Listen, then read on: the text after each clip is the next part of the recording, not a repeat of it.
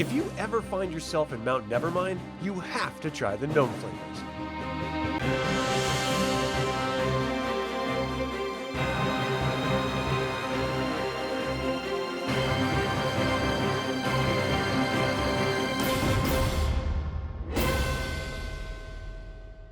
Welcome to another DragonLance Saga episode. My name is Adam, and today we're going to talk about Sancrist in the War of the Lance era. I would like to take a moment and thank the DL Saga members and invite you to consider becoming a member by visiting the link in the description below. You can even pick up DragonLance gaming materials using my affiliate links. I am referencing the Atlas of the Dragonlance World, Tales of the Lance box set, and the War of the Lance sourcebook for this information. If I leave anything out or misspeak, please leave a comment below. The Isle of Sancrist is far removed from the politics and challenges of life on Ansalon. It was also the least affected by the Cataclysm, only actually gaining some mountain ranges to the north. But the history of Sancrist is one deeply steeped in lore. For starters, around 3050 Prae Cartaclius, Gnomes first discovered the isle while chasing after the Graygem. Once they arrived, they decided to stay. There is rumor, with no way to verify its validity, that the isle was actually once a part of Ansalon, but it broke off when the Gnomes discovered and started testing smokepowder.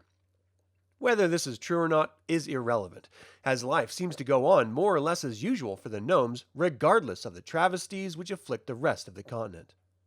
In 2500 PC, the Ergothian Empire claimed Sancrist as its own territory.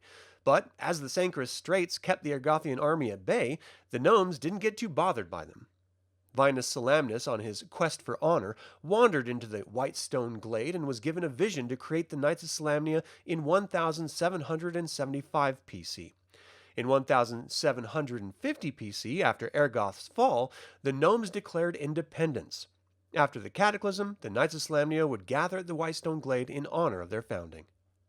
The geography of the isle is simple. The northeastern segments contain vast mountain ranges that rival the Calcists in size. Within is Mount Nevermind, the massive gnomish citadel carved out of a dormant volcano. The south features verdant forests and glades. The western third contains Gunthar Forest and Whitestone Glade. The forest contains hardy broadleaf trees, apple and cherry trees, and vegetables. The winters tend to be mild, with 4 months of freeze and moderate snow. Blizzards can rarely sweep across the isle from the Syrian Sea. The geothermal activity within Mount Nevermind melts any snow that may collect. Summers are quite pleasant, lasting from Corish through Reorxmont. The cool sea breeze extends across the whole island, maintaining a cooler temperature and breaking up any clouds. The Isle of Sancrist boasts a population of nearly 75,000. 80% of that are gnomes, with around 16% being human, and the rest made up of Gully Dwarf, Kaghanasti elves, and others. Mount Nevermind is governed by an elected Grand Council of clan leaders and guild masters. The mountain holds over 200 clans and 50 guilds. These are lifetime appointments. The gnomes' fervent insistence on technological advancement keeps them out of Ansalonian conflict by and large. The primary export of the gnomes are gold, silver, platinum, jewels, and granite. They traditionally accept food in trade. They do attempt to export their technology, but with its systemic failure, not many cultures are interested in it outside of Mount Nevermind. In this War of the Lance era, news has reached the Isle of dark forces gathering to the far east. The Solamnics in Gunthar Forest are seeking more information, but political infighting with the Order of Knights prevents any organized progress. The gnomes seem disinterested at best, as they have life quests and committees to attend to. There are a few important sites of note on the Isle of Sancrist. First and foremost is Mount Nevermind. This metropolis, with nearly 60,000 residents, is a dormant volcano serving as home to the massive colony of gnomes for time immemorial. The volcano is filled with technological devices of all sorts. Geothermal energy powers much of the mountain. Outside the mountain, Gnome lives on grass-covered terraces overlooking the rugged surrounding lands. There are many Solamnic settlements with over 2,500 residents scattered throughout the province of Gunthar. The villages and towns of Gavin, Markennan, Garrett, Kaz, and Allen are all similar in appearance.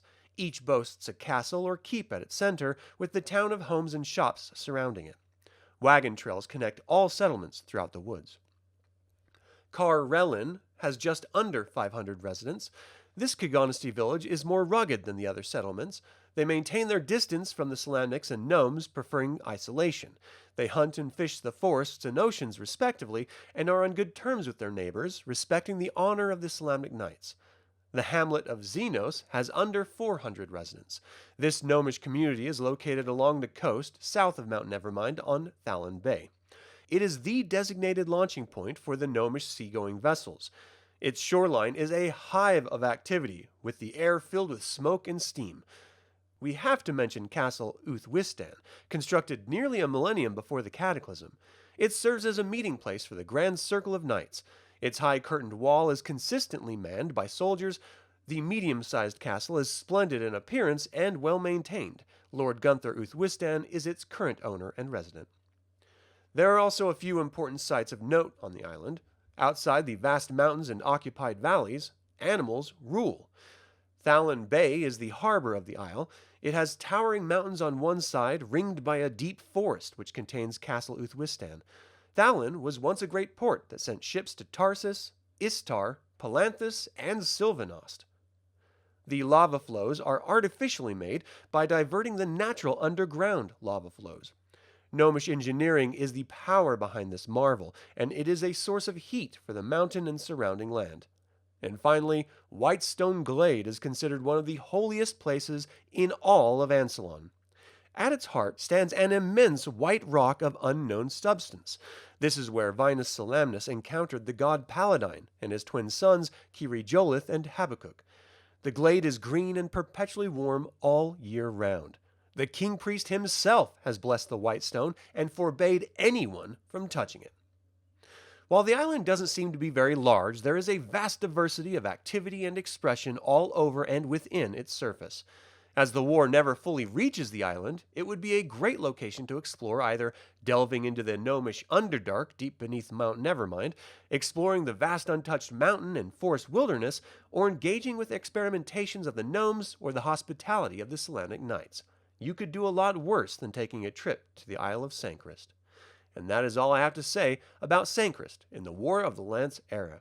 What do you think of Mount Nevermind? Would you make a pilgrimage to the Whitestone Glade, and would you dare to touch it? And finally, do you believe Sancrist was ever part of Ansalon before the Cataclysm? Leave a comment below. I would like to take a moment and remind you to subscribe to this YouTube channel, ring the bell to get notified about upcoming videos, and click the like button. This all goes to help other Dragonlance fans learn about this channel and its content. Thank you for watching. This has been Adam with DragonLance Saga, and until next time, remember, it's best to look ahead, not behind. What's done is done. You cannot change it.